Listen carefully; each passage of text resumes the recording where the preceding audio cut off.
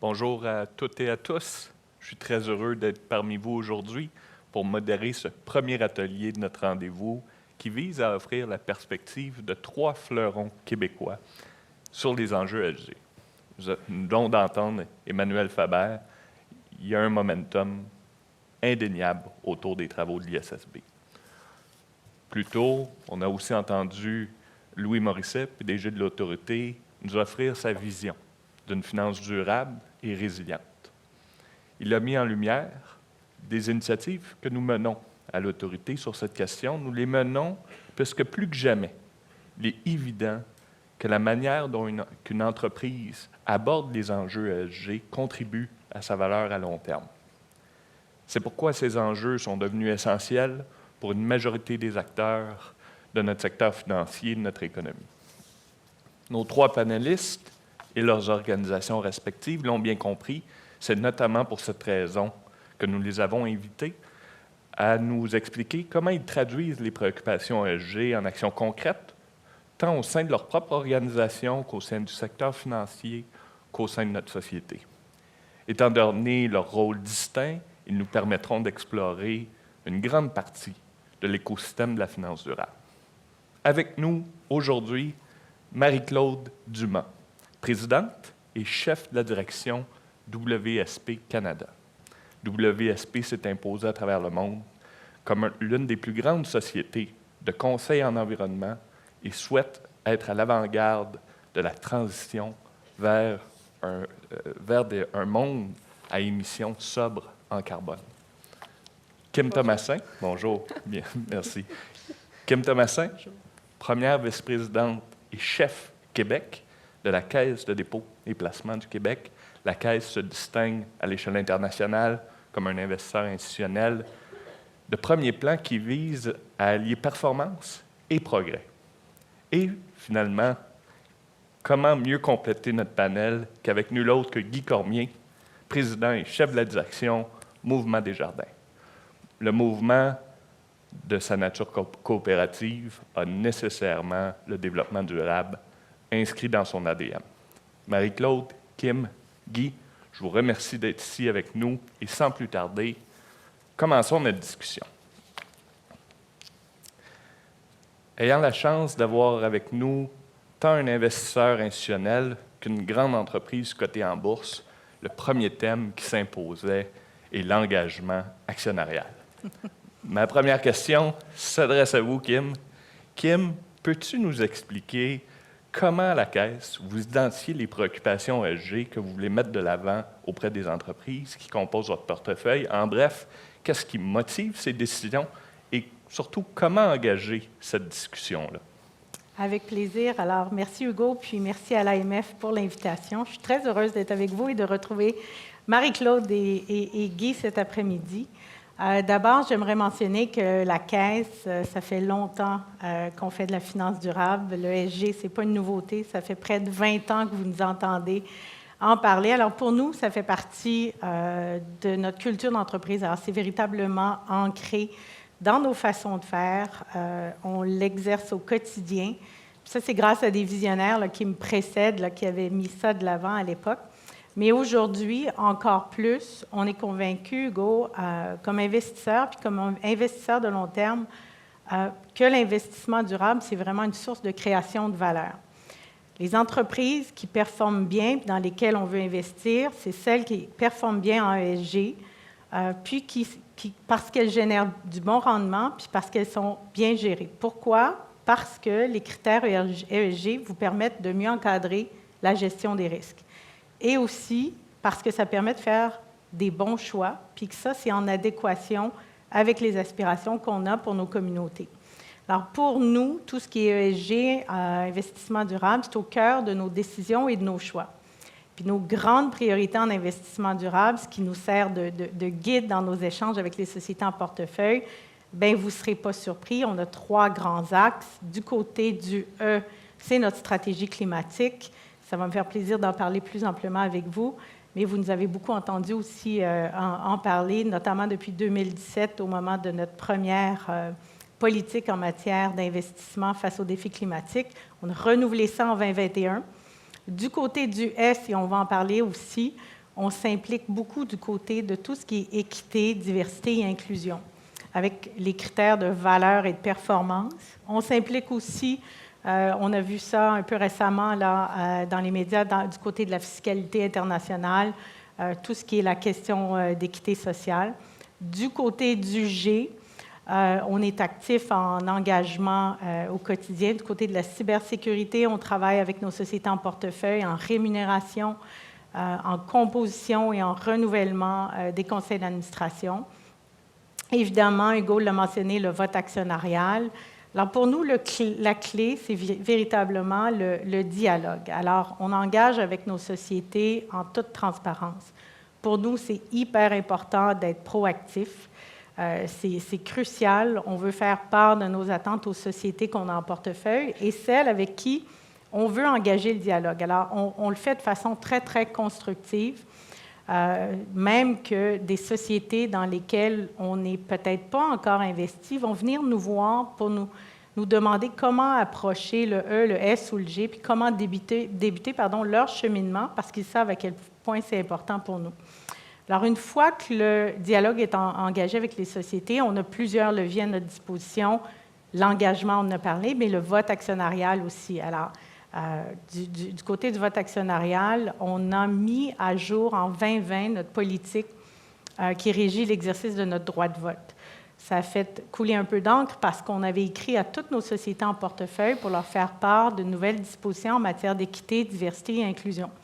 Alors, depuis 2022, mais on a avisé les gens en 2020, on avait dit que dorénavant, la Caisse, généralement, en l'absence de circonstances atténuantes, on va s'abstenir ou voter contre le président ou la présidente du comité chargé des nominations quand le conseil d'administration est composé de moins de 30 % de femmes et que la société n'a pas divulgué d'engagement ferme afin de remédier à cette situation-là à court terme.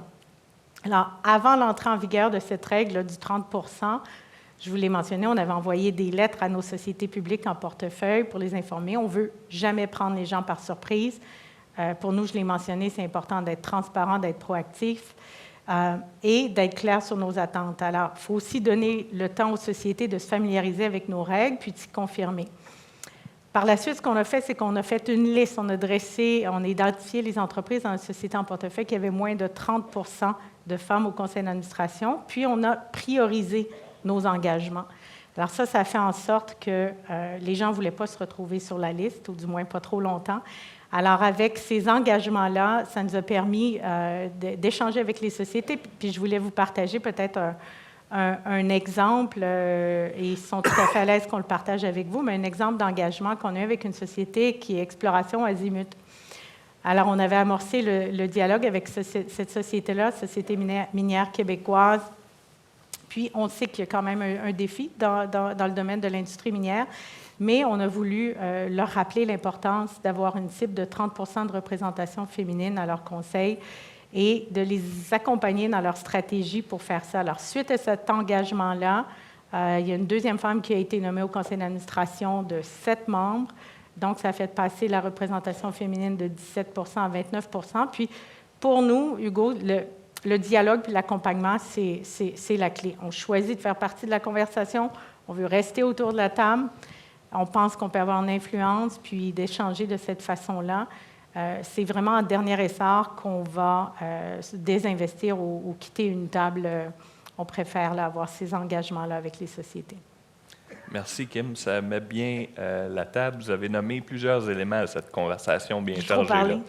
Vous avez nommé les changements climatiques, la diversité, l'inclusion, la rémunération. Bref, une conversation même qui va plus loin qu'une simple suggestion. Vous avez parlé de vote, vous avez parlé d'engagement. Allons tout de suite du côté de Marie-Claude. Reprenons la conversation du début d'un point de vue de l'entreprise, surtout une entreprise de la taille de WSP. Comment s'amorce la réflexion sur les facteurs ESG? Est-ce que justement, c'est les thèmes suggérés, fortement suggérés par la Caisse et les autres actionnaires qui sont à l'origine de votre positionnement? Ou est-ce que l'entreprise d'emblée mène son propre exercice d'identification des risques et des opportunités? Bien, premièrement, je voulais vous dire que moi aussi, ça me fait bien plaisir de retrouver Guy et Kim, puis de faire partie du panel. Chez WSP, étant une entreprise cotée en bourse, c'est certain que ce qui est important pour nos actionnaires, c'est important pour nous. Et puis, on est à l'écoute de leurs priorités, de leurs préoccupations, puis c'est en discutant avec eux qu'on voit comment y arriver, puis comment arriver au bout. WSP, on est un leader en termes de ESG. C'est important pour nous de l'être face au marché, face à l'externe, mais aussi comme entreprise dans ce qu'on fait à tous les jours. Et puis, en juin dernier, en juin 2022, on a publié notre plan de transition lié au changement climatique et on s'est commis à des cibles ambitieuses. Donc, c'est pas facile de le faire, mais quand tu le dis publiquement, après, on se mesure face à ça. Mais en même temps, ça, c'est le côté des actionnaires. Mais étant dans l'industrie dans laquelle on est une firme des sciences de l'environnement, mais d'ingénierie aussi. Alors, on a énormément de pression qui vient de nos propres employés et qui viennent aussi de nos clients. Parce que comme je suis moi-même ingénieure, puis en tant qu'ingénieure que scientifique, de parce que tu vas à l'école, puis tu apprends que quand tu conçois un actif, quand tu penses à un projet, mais il faut que tu considères, j'aime beaucoup le mot anglais « sustainability », puis je trouve qu'en français, on n'a pas un mot aussi fort que « sustainability », mais c'est « durabilité ». Alors, quand on nous apprend il faut prendre en compte la durabilité et la résilience. Alors, l'impact que l'actif qu'on conçoit va avoir sur l'environnement, alors où est-ce que cet actif-là est construit, est-ce qu'il va avoir des émissions, est-ce qu'il y a un impact sur l'eau, c'est tout. Mais aussi l'impact de l'environnement sur nous. Alors avec les changements climatiques, quand on pense aux critères de conception, mais maintenant avec les inondations, avec les ouragans, avec tout ça qui change, il y a vraiment des patterns climatiques qui sont en changement. Il faut aussi considérer l'impact de l'environnement sur nous. Fait que dans notre métier d'ingénieur, c'est au cœur de ce qu'on fait. Quand on pense à inclure les parties prenantes d'un projet, les communautés, que ce soit les communautés locales ou les communautés autochtones, pour qu'un projet aille de l'avant, il faut avoir de l'aval. Donc, avant que le ESG soit à la mode, nous, comme firme d'ingénierie puis d'experts en environnement, ça fait partie de ce qu'on fait. Maintenant, il faut aussi agir, puis nos employés, donc les gens qui travaillent chez WSP, c'est des gens qui sont passionnés de l'environnement, puis de la conception, puis de faire des projets, puis de parler aux communautés, puis de voir tout ça. Alors, on peut s'imaginer qu'eux, comme employés de WSP, ils nous font énormément de pression pour que nous assurer que nous, comme employeurs, on walk the talk, comme on dit en anglais. Alors, ça fait, quand on regarde WSP au Canada, on est près de 12 000 employés dans plusieurs bureaux là, à travers le Canada. Puis maintenant, quand on choisit, par exemple, dans quel édifice on va établir nos bureaux, on regarde, puis avec les acquisitions qu'on fait, on est souvent en train de réévaluer notre plan d'immobilier, puis de voir, est-ce qu'on va consolider certaines équipes ensemble. Puis quand on fait ça, maintenant, on met notre lentille ESG aussi pour les propriétaires des édifices dans lesquels on va louer nos espaces. Donc, est-ce que ces espaces-là vont être proches du transport en commun? Parce que nos employés, ils veulent venir à vélo au bureau, puis ils veulent être près des transports en commun. Fait qu'il y a énormément fait que les actionnaires, oui, on les écoute, puis on veut s'assurer de travailler avec eux, mais la pression est encore plus forte de l'interne, de la part de nos employés et de nos clients. Puis je sais qu'on va parler plus du côté social tantôt, mais entre autres, ce qu'on a chez WSP qui est vraiment apprécié, c'est des groupes ressources d'employés. Donc, on a les femmes de WSP, on a le groupe des professionnels de race noire, on a Cercle, qui est un groupe qui soutient les communautés autochtones. On a Vibe, qui rassemble les communautés LGBTQ+. Et puis là, il m'en manque un. J'en ai 5, il m'en manque un. Et puis, je vais le retrouver tantôt. Je ne le trouve pas. Mais ça pour dire que quand je dis que ça vient des employés, bien, ces groupes-là sont formés par les employés, ils discutent des enjeux, ils en parlent avec la direction, puis on essaie de voir, pas juste avec nos actionnaires, mais aussi avec nos employés, comment est-ce qu'on fait progresser l'agenda ESG. Merci, Marc-Claude. Vous avez mis la table parfaitement pour ma prochaine question. Guy, vous êtes à la tête d'une organisation qui a plusieurs rôles et qui interagit avec plusieurs parties prenantes. Donc, on a vu par la réponse de Marc-Claude, il n'y a pas juste les investisseurs institutionnels, les actionnaires, les employés, les clients. Bref, le Mouvement Desjardins est une institution financière systémique, une société de fiducie, un assureur, un gestionnaire de fonds d'investissement. Je vais m'arrêter là pour question d'être bref. Puis, si on regarde les parties prenantes, bien, vous vous interagissez avec vos employés, des rentiers, des membres, des clients. Là aussi, je m'arrête. Pour faire le lien avec les propos de Kim et Marc-Claude, soulignons que le mouvement est à la fois un émetteur de titres, qui a des comptes à rendre, mais aussi un investisseur institutionnel. Donc, avec tout ça en tête, comment vous alignez les intérêts du mouvement par rapport aux préoccupations ESG, puis par rapport aux différentes missions que vous devez réaliser au sein du mouvement, mais aussi en tenant compte des préoccupations des parties prenantes? Ouais, bien, merci Hugo, puis moi aussi, merci beaucoup tout le monde de l'invitation. Je suis très, très heureux d'être ici. Je suis encore plus heureux que les organisateurs aient pris la décision de m'asseoir sur le siège vert et non pas le siège rouge. Oui. Merci beaucoup tout le monde. C'est très apprécié d'avoir eu cette délicate attention-là à mon égard. Merci beaucoup. Mais trêve de plaisanterie. Moi, je dirais qu'il y a 3 choses. Ça va rejoindre ce que Kim a dit. 1, écoute et dialogue. 2, tout ce qui touche la cohérence, l'alignement.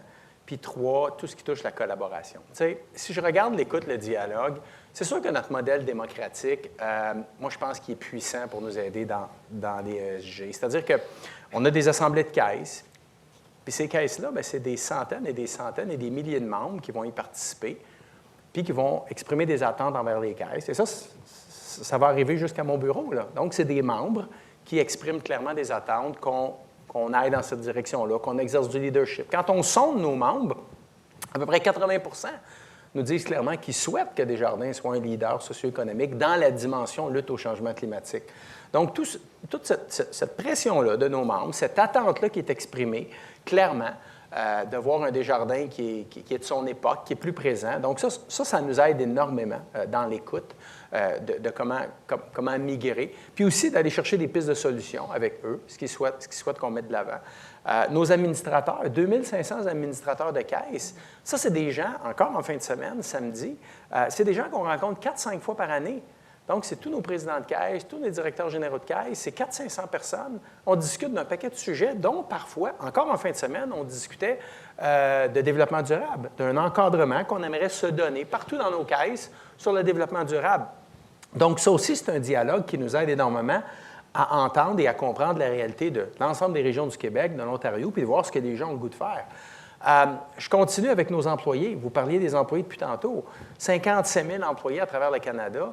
Moi, je les consulte, je leur parle à chaque 2-3 mois avec l'équipe de direction. Puis c'est un moment où ils vont nous influencer aussi, ils vont nous exprimer des attentes.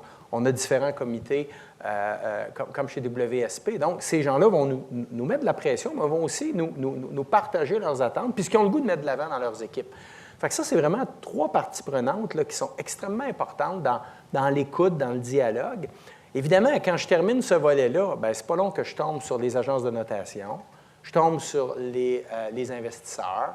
On vient de terminer une tournée d'investisseurs en Asie.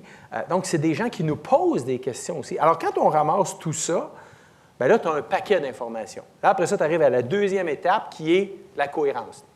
La cohérence, ce qu'on a fait chez nous, on s'est donné un comité ESG sur lequel il y a 15 vice-présidents des différents secteurs d'affaires du mouvement, avec notre vice-présidente de développement durable.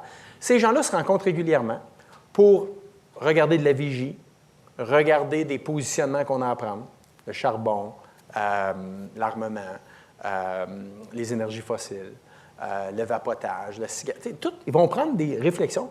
Puis moi, ce que je suis content aujourd'hui dans la cohérence, c'est que ce n'est pas une équipe à côté qui vient dire au secteur d'affaires quoi faire. Aujourd'hui, chez Desjardins, une des choses que je suis le plus fier, c'est que c'est vraiment, en anglais, ils disent embedded, là, mais c'est vraiment intégré dans les secteurs d'affaires qui, eux, se sentent investis de cette mission-là de filtrer leur processus de décision par rapport à des critères ESG. Donc, ce n'est pas juste une équipe qui pousse, c'est un dialogue, une tension qu'il y a au sein du mouvement entre les équipes pour justement trouver la meilleure solution, les meilleures réponses. On avait encore une rencontre la semaine passée avec Riyad Belman, notre chef d'exploitation, différents PVP, pour justement avoir, OK, quel est le bon positionnement qu'on place, puis où on trace la ligne.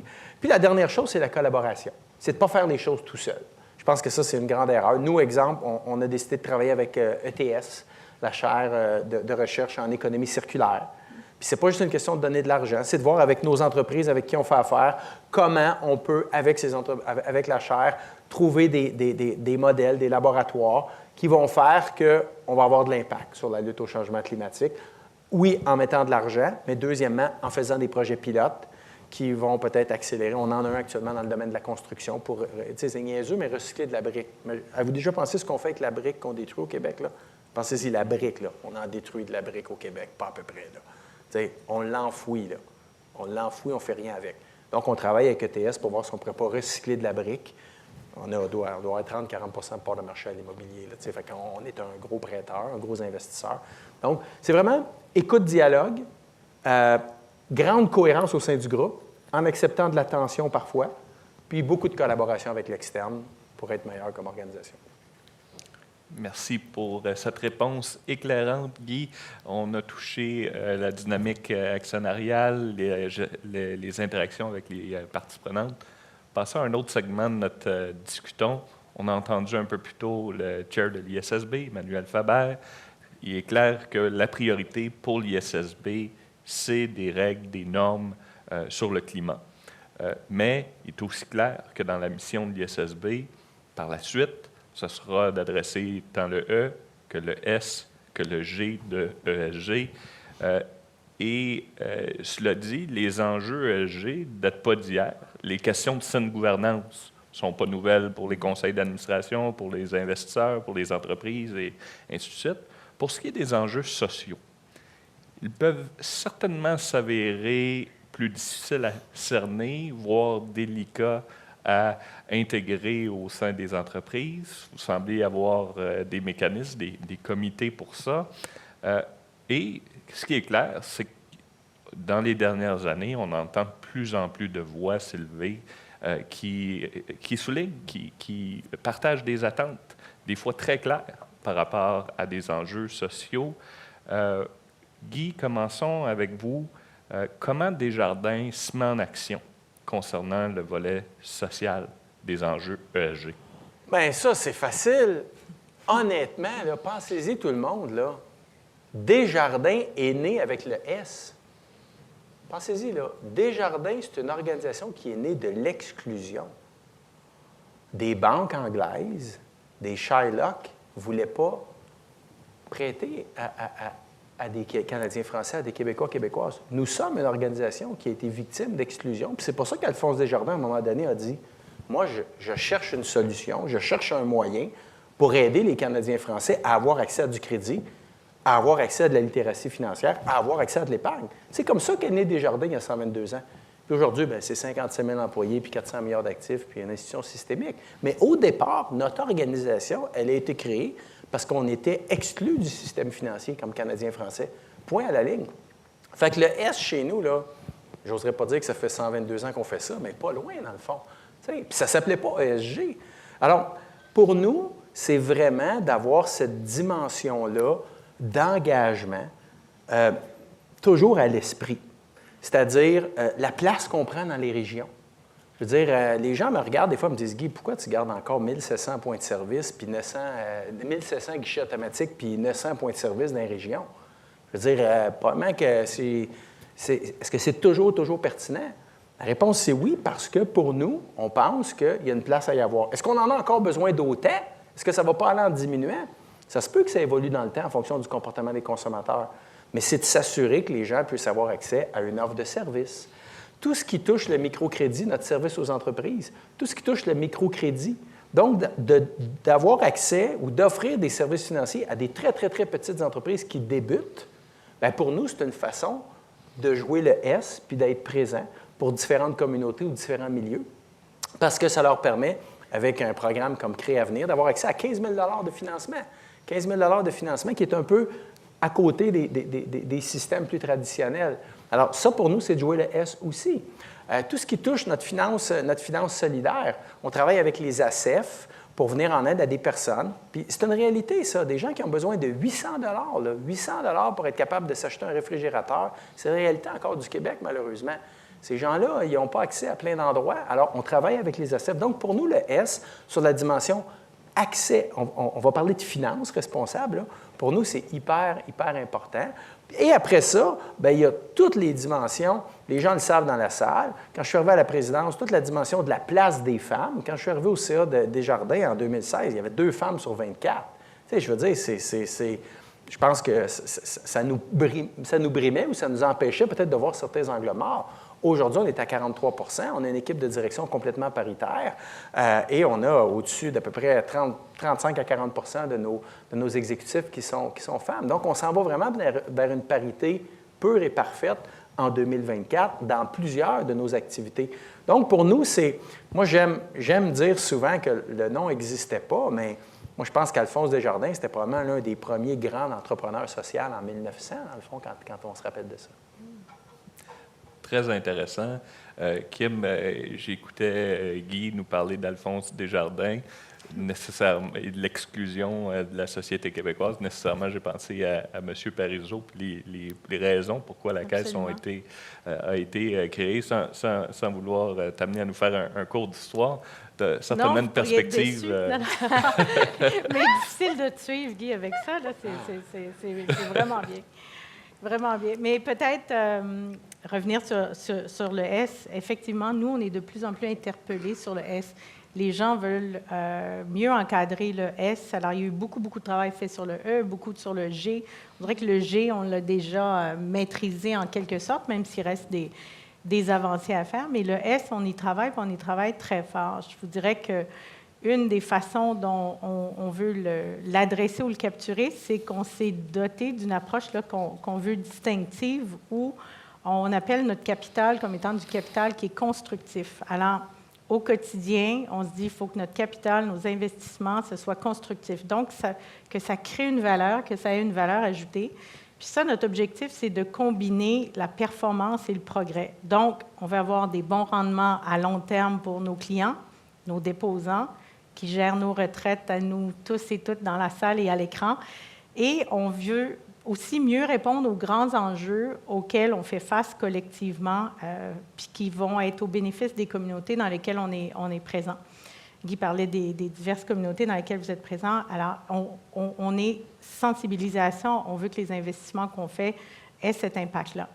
C'est un signal fort là, qu'on envoie aux sociétés, puis aux communautés, puis aux entreprises dans lesquelles on investit. Alors, la notion de capital constructif, ce n'est pas désincarné de la période qu'on vit présentement.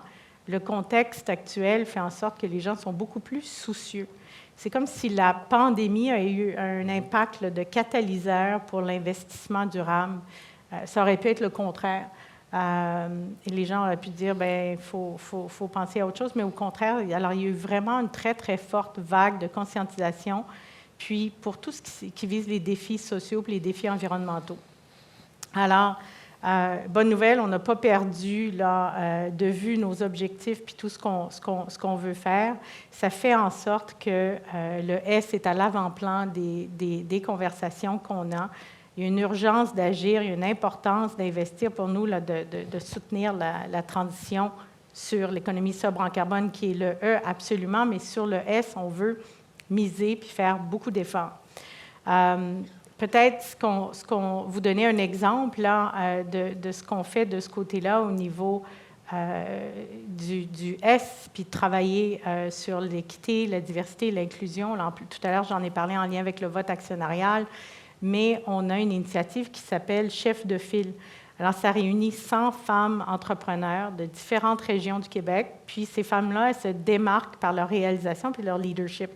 Alors, nous, ce qu'on veut faire, ça a été créé en 2018, c'est permettre de propulser la croissance de ces femmes-là, des entreprises à propriété féminine, puis de s'assurer, c'est des femmes là, qui ont des business avec des chiffres d'affaires entre 5 et 50 millions, mais on veut leur offrir une formule d'accompagnement qui est flexible, qui est personnalisée et qui est gratuite.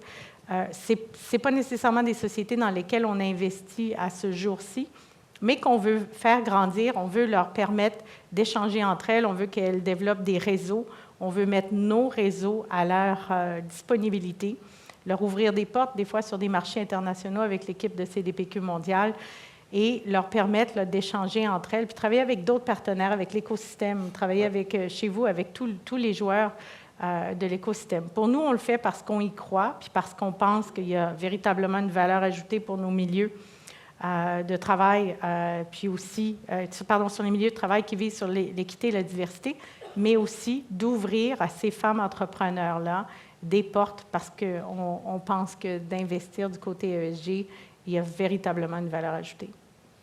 Oui, super initiative, très concrète. Du côté de WSP, comment le S prend forme? Je pense que quand on parle d'inclusion et de diversité, ce qui est important, c'est de valoriser les différences et non de les tolérer. Parce qu'en fait, c'est facile. Tout le monde, tous les articles, c'est toujours tout le monde est pour ça, puis bon, c'est une bonne idée partout. Mais quand on regarde, puis moi, je viens d'une industrie qui est majoritairement masculine. Là, en génie conseil, il n'y a pas beaucoup de femmes. En général, il n'y a pas beaucoup de femmes. Quand j'ai gradué de Polytechnique, on était 10 % de femmes dans ma classe. Maintenant, ils sont près de 30 %, fait qu'il y a plus de femmes dans la profession. Mais quand on regarde dans les entreprises, il n'y a pas de femmes dans les postes de direction. Puis puis moi, comme leader, parce que d'avoir une équipe, je dis toujours, moi, j'approche toujours ça par le leadership. Puis comme leader, si on veut être un bon leader, puis tu rentres dans une salle, puis que ton équipe, ce sont tous des femmes noires de 35 ans ou tous des hommes blancs de 50 ans, il faut que tu te poses une question comme leader. Est-ce que je vais avoir les meilleures idées qui vont sortir de ce groupe-là? Est-ce qu'on va innover? Probablement pas, parce que tout le monde pense pareil. Mais comme leader, quand tu as une équipe diversifiée, les gens ne pensent pas pareil. Puis là, les gens vont dire, non, mais moi, Kim, je ne fais pas ça de même, je fais ça. Fait qu'au début, c'est un petit peu, tu sais, c'est pas super smooth, tu sais. Les gens ont différentes opinions, lèvent leurs mains, ils ne sont pas d'accord. Alors, il faut vraiment que tu y crois comme leader pour passer par-dessus le premier, tu sais, le petit bump, là, que c'est quasiment plus de la chicane que de l'innovation. Mais après ça, c'est en se challengeant entre nous, c'est en amenant des nouvelles idées qu'on y arrive. Mais, tu sais, moi, puis quand on parle des femmes dans des postes de direction, c'est facile. Il ne faut pas essayer d'y atteindre en allant recruter à l'externe. Oui, on peut le faire, mais c'est vraiment dans l'ADN d'une entreprise quand ça vient de l'interne, quand on développe notre monde à l'interne, puis arrêter de penser à une carrière comme étant une échelle. Alors là, la seule chose que tu peux faire, c'est prendre la job de ton boss. Sinon, tu ne peux pas bouger, tu sais. Une carrière, c'est plus comme une carte de métro. Tu peux te promener partout, t'en aller latéralement, tourner à gauche, tourner à droite.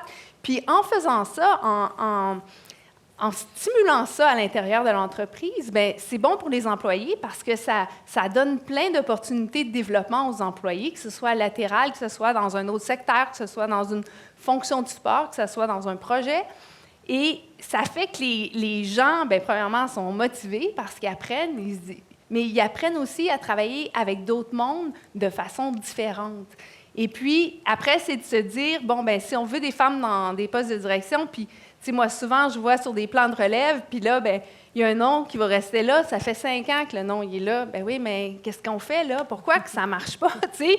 Bon, bien, elle n'a jamais géré de PNL. OK, bon, bien, on pourrait peut-être lui donner un PNL pour qu'elle gère, puis qu'après, elle soit compétente pour prendre la job de EVP.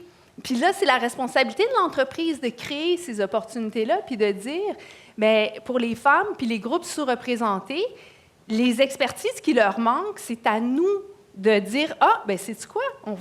Pour tel projet, là, tu vas commencer comme directrice de projet adjoint, Puis vers la fin du projet, tu vas prendre, ou quand quelqu'un part en vacances, là, quand les leaders partent en vacances, qui délèguent complètement leur responsabilité à quelqu'un d'autre, puis là, ça donne un peu une expertise de leadership, ça rend le client confortable avec la nouvelle, mais il faut vraiment le vouloir, il faut vraiment le faire, parce que, je vous le dis, ça n'arrivera pas tout seul. Sinon, on va regarder nos stats encore dans 10 ans, puis on va dire... Parce que moi, souvent, les gens me disent « Ah, il n'y a pas assez de femmes dans les écoles d'ingénierie. » Oui, mais chez WSP, là, on a à peu près... Puis c'était dans mon entreprise, je travaillais dans une autre entreprise québécoise de génie conseil avant, puis les stats étaient les mêmes, fait que je pense que c'est pas mal partout. Les femmes qui sont dans l'entreprise, statistiquement parlant, si on a 30 % de femmes chez WSP, on devrait avoir 30 % de femmes dans des postes de direction, statistiquement parlant. Puis si on ne l'a pas, c'est parce qu'on a des enjeux. Puis je pense que c'est peut-être valide dans plusieurs de vos entreprises, j'ose pas le dire, mais si vous avez regardé vos stats. Puis pour changer ça, il faut agir. Ça ne se passera pas tout seul. C'est sûr que non. Merci Marie-Claude pour ce témoignage qui, je regardais les yeux des autres panélistes, puis j'ai envie de voir si vous voulez peut-être ajouter à ça ou réagir. Vas-y, Kim, Peux-tu y aller? vas-y. Mais excellent point. Je pense que d'aller chercher une meilleure représentation dans les universités, dans les écoles, puis d'y travailler. Nous, on se dit souvent, il n'y a pas assez de femmes en investissement, il faut aller plutôt les intéresser. Je ne sais pas pour toi, mais CFA, j'ai entendu parler de ça. Mon Dieu, je pense que j'étais au barreau. Alors, j'étais loin du chemin. Mais je me disais, mon Dieu, allons parler plus rapidement aux jeunes filles dans les écoles secondaires. Puis il y a des programmes pour ça, pour le faire, pour les intéresser. Mais après ça, de déborder pas juste sur la diversité de genre, il faut vraiment là, intéresser tout le monde. Mais après ça, quand ils rentrent à la caisse, là, moi, je me dirais, OK, à la caisse, il y a combien de pourcents de femmes? Là? Puis il y en a combien dans des postes de direction? Bien, on s'en vient bien. Oui, vous en venez mieux. Mais on a fait des efforts, c'est Ouais. sûr. Puis après ça, il faut trouver des modèles pour les prochaines. Oui. Puis dans nos équipes, puis effectivement, la mobilité. Moi, je suis un produit de mobilité interne. J'étais au juridique, je suis rendue à l'investissement. Oui. Puis il faut le faire, ça, puis le faire avec nos équipes, avec nos leaders, puis nos talents. Il faut toujours se poser la question, Ouais. c'est où la meilleure place? C'est où la prochaine place pour Hugo? C'est où Ouais. Moi, Hugo, j'ai pas grand-chose à dire, à part que Forbes a déclaré que Desjardins était le 4e meilleur employeur pour les femmes à travers le monde la semaine passée. C'est tout. J'ai juste ça à dire. Donc, j'imagine que ça se traduit Non, en mais leadership. à la fin de la journée, sérieusement, là, il y a des gens de Desjardins dans la salle, 2016-2017. OK, c'est quoi notre cible? On la suit à tous les 3 mois. À tous les 3 mois, on suit la cible Ouais. pour les postes de PVP, VP, DG de caisse, exécutif, partout dans le groupe. On cible des noms. Les PVP se parlent entre eux. On bouge le monde. Tu parlais Ouais. de métro. On bouge le monde. Puis ça fait 5 ans qu'on fait ça, 6 ans qu'on fait ça. T'sais. Puis c'est 100 fois sur le métier. Je suis d'accord avec toi, ça n'arrive pas du ciel de même. Là. Je veux dire, à chaque 6 mois, on a une discussion talent sur toutes ces personnes-là. Puis on identifie les profils. Mais tu sais, on parle de ça comme on parle des résultats financiers, comme on parle du risque, comme on parle de plein d'autres dimensions de notre entreprise. Mais c'est un dialogue continu et permanent, dans le fond. Puis aujourd'hui, il y a des femmes qui, à 4-5 ans, ah ouais, aujourd'hui, mais on les a mis dans une position, on les a pitchés dans la piscine, puis on ne savait pas s'ils savaient nager. Bien, ils savent très bien nager, dans le fond.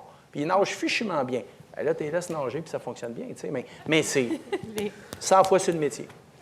Pardon, j'ajouterais, Hugo, que c'est aussi une question de prendre soin de notre culture parce que les gens dans nos entreprises, il faut qu'on s'en occupe. Parce que tout le monde a le même défi de diversité. Ouais. Puis ils vont venir chez vous, chez nous pour tenter de les recruter. Alors, il faut bien s'occuper de nos gens. Leadership, culture, des cibles, faire le suivi absolument. de ça rigoureux. Moi, c'est ce que je retiens. Puis pas que ça soit trop smooth. Bien, c'est peut-être le test. Valoriser la différence. Pas penser qu'une équipe diversifiée, tout le monde est de bonne humeur, puis tout va bien, puis on s'enligne. Non, le monde pense différemment. Fait qu'ils vont dire, « Hey, non, moi, je faisais pas ça de même avant, mais voyons, je suis pas d'accord. » Puis, « OK, bon, t'es pas d'accord, fine, amène-nous. » Mais c'est ça qui, finalement, ça sera pas l'idée de personne, ça va être une idée commune qui va avoir évolué de toutes ces discussions-là. Puis une nouvelle idée. Sur ces paroles, entamons le dernier segment de notre discussion d'aujourd'hui. Puis je vous dirais avec un sprint final. sprint. C'est une façon de nous dire d'aller vite. Ouais, c'est Ça, ça. ça dit 5 Très minutes, possible. là. Ouais, c'est ça.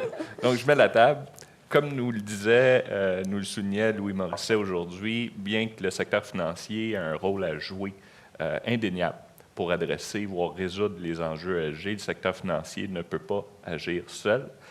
Chers panélistes, je vous invite à vous projeter dans une situation où vous avez toute la latitude et les moyens d'agir, et je vous demande de choisir une action, peu importe si cette action appartient au secteur public ou au secteur privé. Mais l'action que je vous demande de nous partager doit être celle qui, selon vous, est déterminante pour une économie plus durable.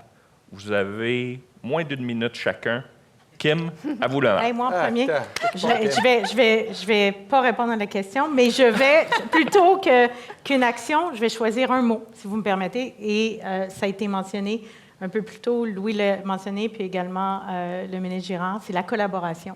Je pense que pour y arriver, on a véritablement besoin de la collaboration de tout le monde.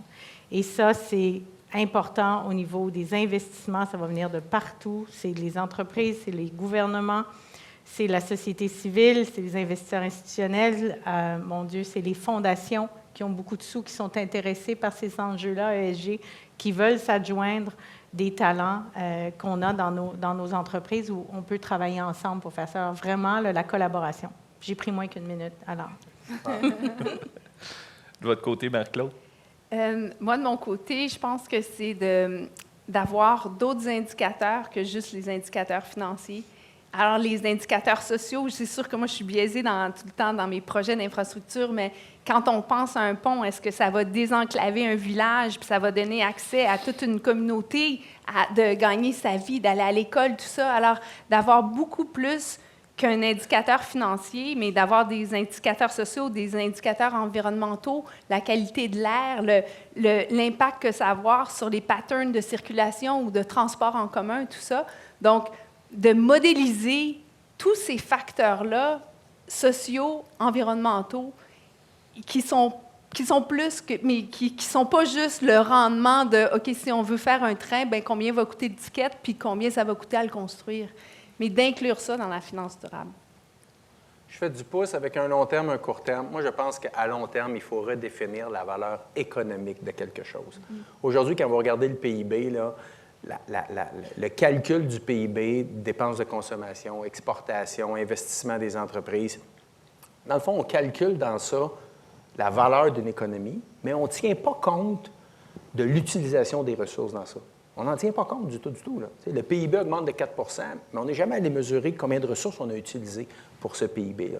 Je pense qu'à long terme, il va falloir redéfinir la valeur économique des choses pour y introduire une dimension de prélèvement des ressources.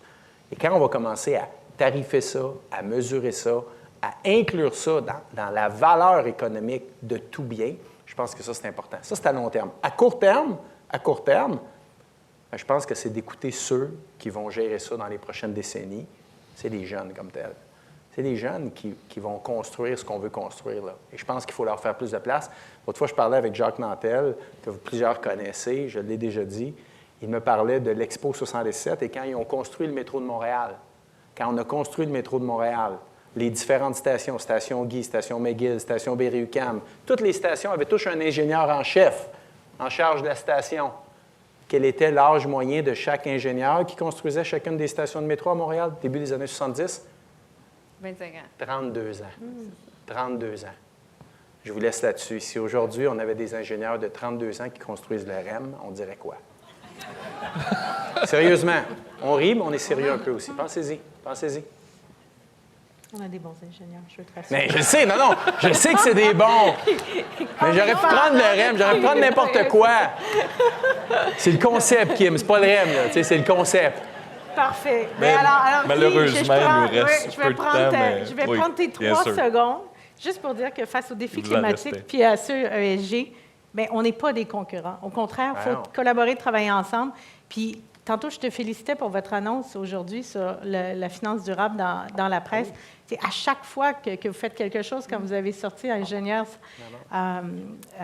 sans carbone, on salue ça, puis on félicite ça. Quand vous sortez des bonnes idées, il faut tous s'en inspirer. Alors, vraiment collaborer ensemble sur ça. Oui, absolument.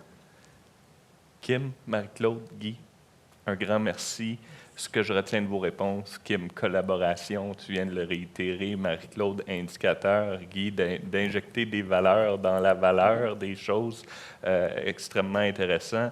Je pense qu'il est en commun aussi, c'est que faire avancer les enjeux ESG, c'est clair, de la manière dont vous exprimez, qu'on ne fait pas ça de manière isolée.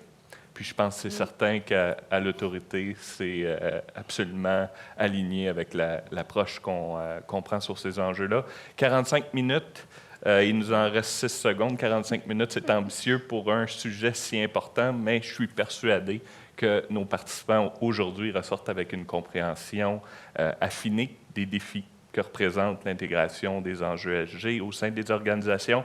Merci de votre attention. Je laisse maintenant la parole à Kim Lachapelle pour la suite de l'événement. Bien, merci beaucoup.